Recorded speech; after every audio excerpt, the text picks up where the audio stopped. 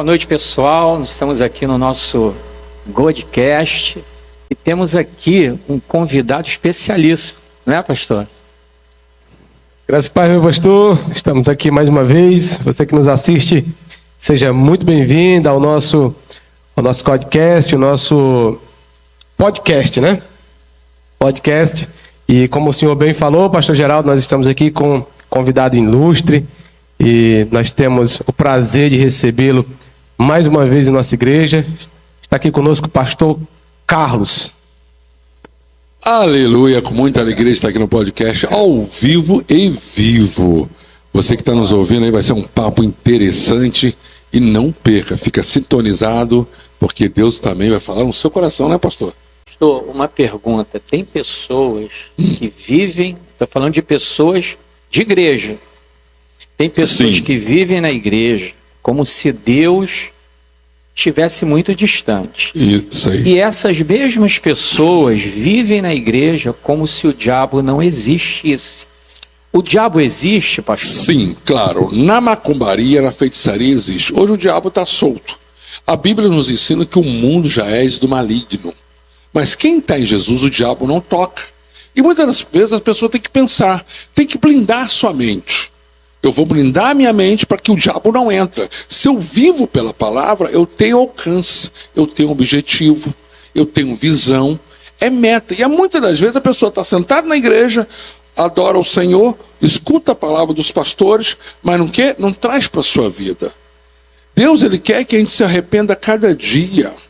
Eu não tinha esse conhecimento. Quando eu fazia bruxaria em cemitério, quando eu fazia bruxaria pesada, muitas das vezes as próprias entidades naquela época diziam, eu não posso chegar nessa pessoa, porque essa pessoa tem uma luz. A luz é o que? A presença de Deus. Isso serve até hoje. Nós podemos ver que desde a época do Antigo Testamento, quantas pessoas eram usadas para fazer mal. Então quem está na igreja tem que tomar o seguinte, hoje eu sou uma nova criatura. Ser uma nova criatura não é só mudar de roupa, não é só ajeitar isso, ajeitar aquilo, é o interior, lá de dentro, viver com Cristo, andar na fé. Hoje vivemos numa situação difícil, o que nós passamos com meios políticos, no meio de uma situação de pandemia, e tivemos que ter o quê? Visão de águia em Cristo Jesus. E muita gente não vive, porque não é só a igreja não, pastores. Não é só sentar na igreja, ouvir a palavra e sair do mesmo jeito, não. Você assiste o culto, mas com uma convicção, eu vou sair daqui renovado, abençoado, e o diabo não vai me tocar, ele tem que fugir de você. Essa é a questão.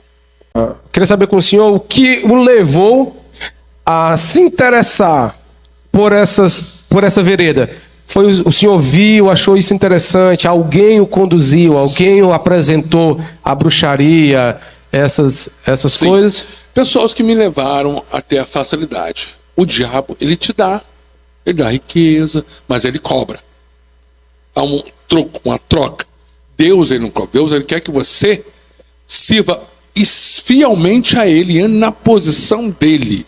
Que Deuteronômio, capítulo 28, versículo 1, e todas as bênçãos te alcançarão no momento que você está na presença de Deus. O diabo não faz uma troca.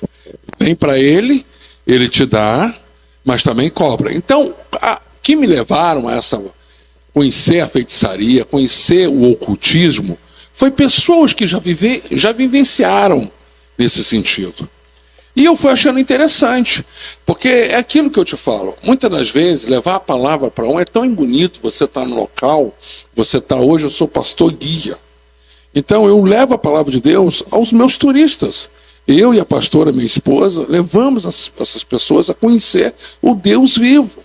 E na época não tinha ninguém que pudesse chegar assim, olha, vou te apresentar alguém que é transparente e único, que vai mudar a sua vida.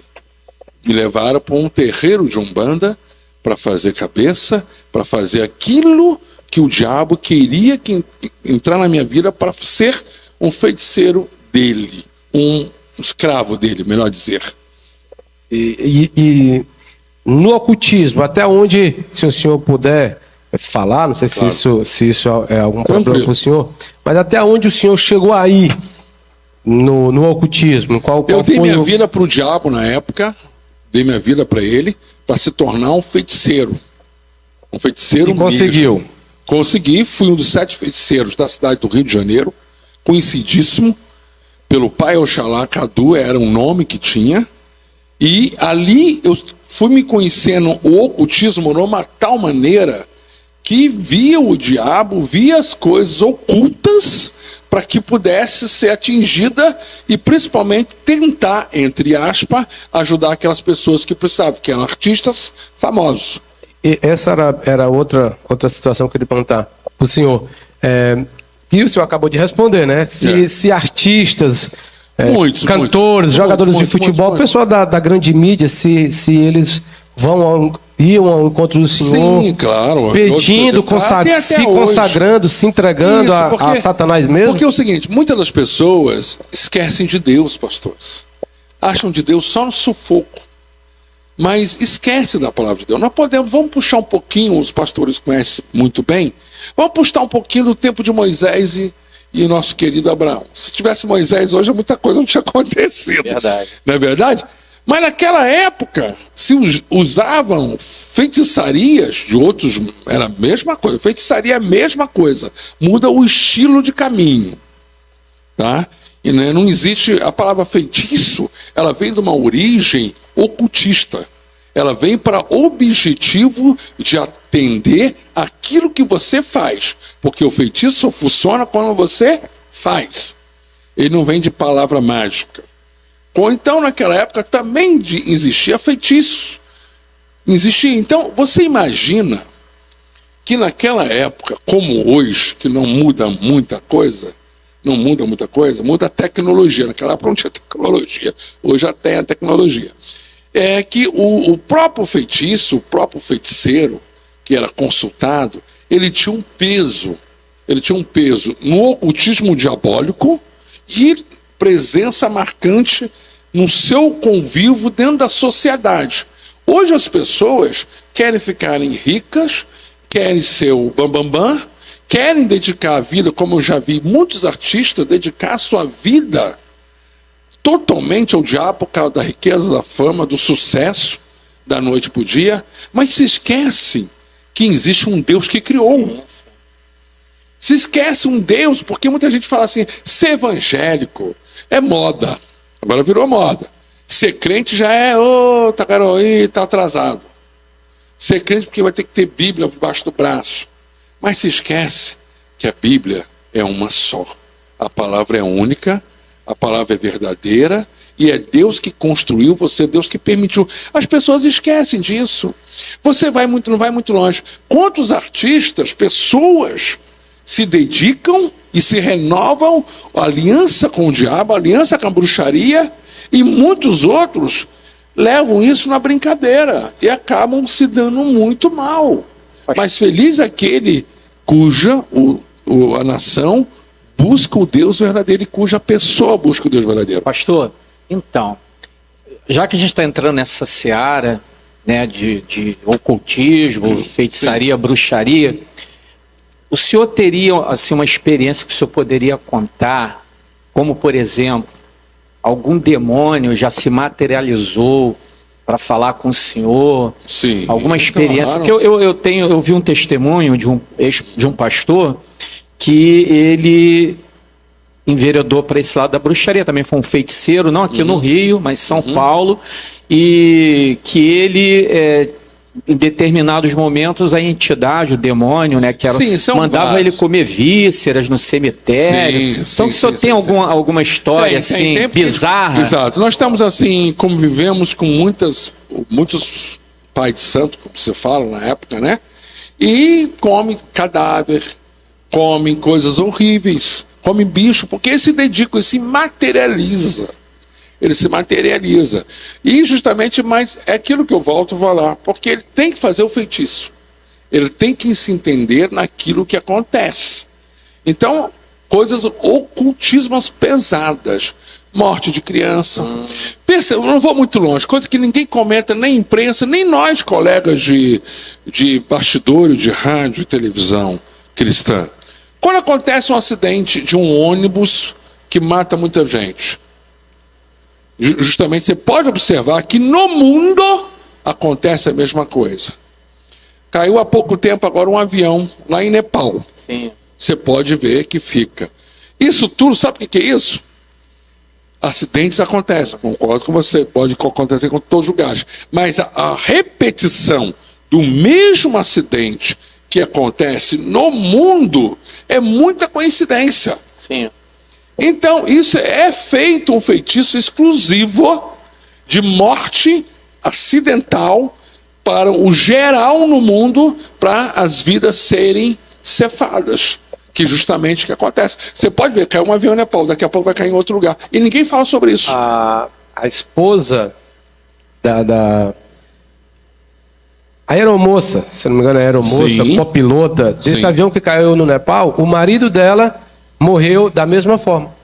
Mas por Também quê? era piloto ou copiloto e caiu na mesma região também. Aí eu entro na questão bíblica, a maldição. Porque o próprio demônio, a própria pessoa que se manifesta, ele amaldiçoa. E a palavra maldição só entra naqueles que não têm Cristo. Ele aceita. Você pode ver que pessoas que acontecia muito isso na bruxaria. A pessoa, eu quero um emprego. Eu quero crescer, ser famoso, como eu trabalhei com artistas famosos. Eu quero chegar a isso, aquilo. Quanto custa? E o pai disse, chefe, custa X mil, X milhões, sei lá quantos. A pessoa pagava. E se não pagasse, ele falava assim, olha, eu vou entrar na tua cara e acabar com a tua vida. E acontecia. Por quê? Não tinha retaguarda. É como se fosse um bloco. Para mim fazer uma estrutura de uma parede, como você está vendo, eu tenho que ter a visão, tenho que ter a medida, eu tenho que ter um material pronto. Assim é a nossa vida. Quando você tem a presença de Deus, o concreto de Deus, ele te protege. Naquela época, até hoje, as pessoas fazem, pagam-se caro, mata a galinha na esquina, vai no cemitério, vai no ocultismo, faz trabalho com cobra, com sapo, com bicho, com rã, com tudo que você possa imaginar, até no mar, mas não tem o quê? A proteção divina. Sim.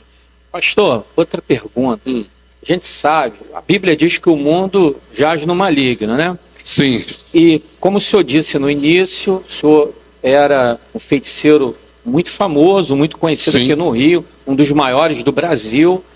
Então a pergunta que eu tenho para fazer é a seguinte: certamente o senhor, como já colocou, foi muito procurado por artistas, Exato. políticos, né, por aí vai. empresários e tudo mais.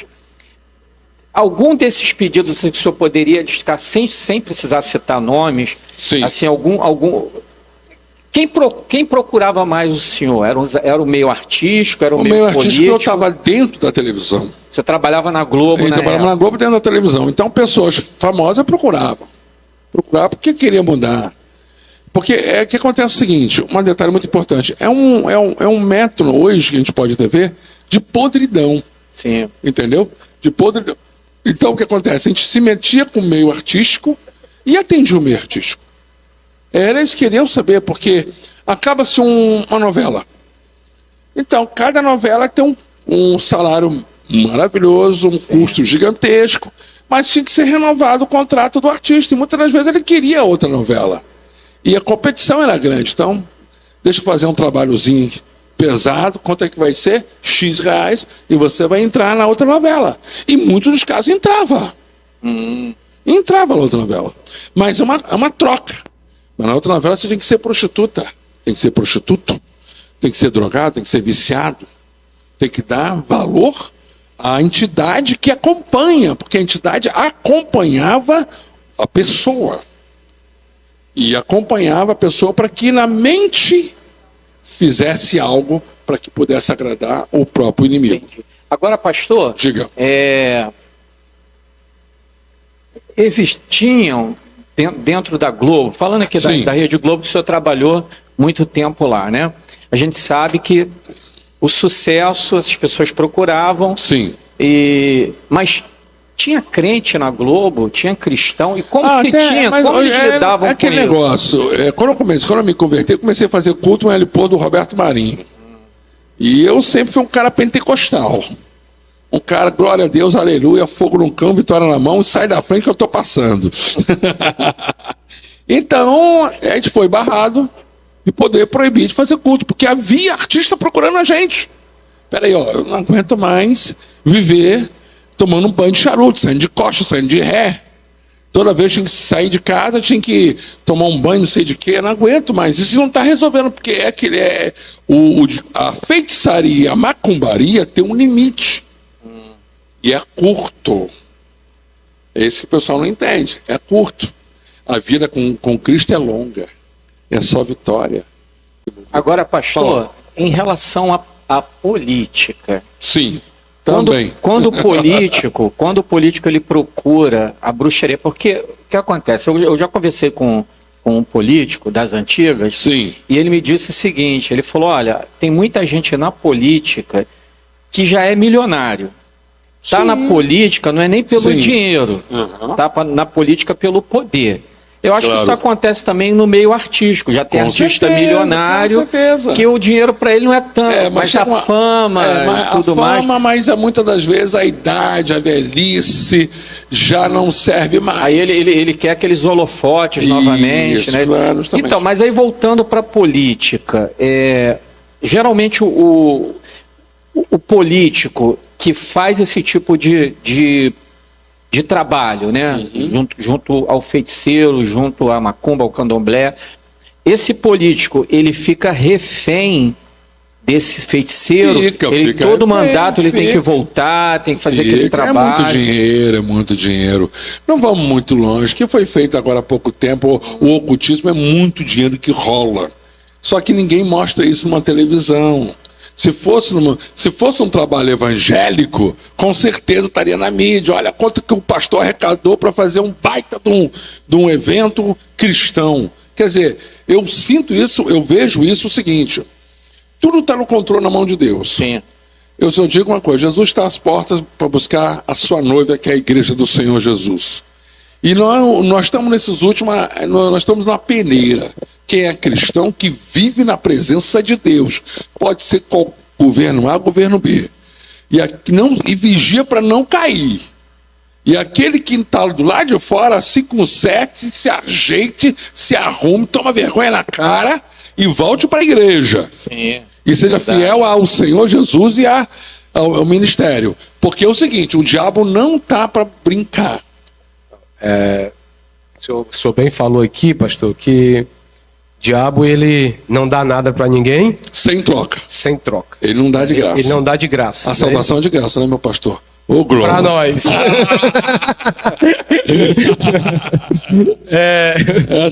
O senhor bem falou que o diabo não dá nada de graça, é uma Isso. troca, né? Perfeito. E várias pessoas que o senhor conheceu fizeram essa barganha com Sim, o inimigo. Eu fiz. É isso que eu quero chegar. Eu fiz, e eu pagou fiz. um preço. Paguei Eu queria o preço. perguntar para o senhor. No início, quando o senhor entrou no ocultismo, que o senhor cresceu lá dentro, Sim. o senhor teve algumas percas.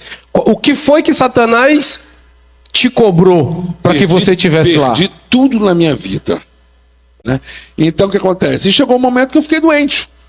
Mas eu esperava que no meu ocultismo, para quem eu servia no candomblé, que tinha um pai de santo que, como se você conhecesse não, era o chefe do ocultismo, do terreiro que eu servia, fosse toda a sua equipe, fosse chegar e me ajudar. E naquela época o pai de santo falou: cara, tu vai morrer, chegou o teu tempo. Tu já deu a tua alma para orixá A, B, C, D, F, G. Eu falei: não é possível eu dar minha vida para morrer novo. Então, o tempo foi limitado para o senhor. Limitado, perfeitamente limitado. Aí eu falei: peraí, tem alguma coisa errada. Quer dizer, Ele estava com pressa de levar o senhor pro queria inferno. me levar de qualquer jeito. Eu falei: não é possível, peraí, vamos dar um basta nesse negócio aí. Eu falei: esse negócio tá errado. Como carioca, né? Eu falei: opa, vamos dar um... Aí eu procurei uma igreja evangélica, porque um amigo meu me evangelizou. Eu falei: peraí, se tem um lado que prega Jesus, eu conheço Jesus, já ouvi falar. Eu conheço o Deus vivo, já ouvi falar.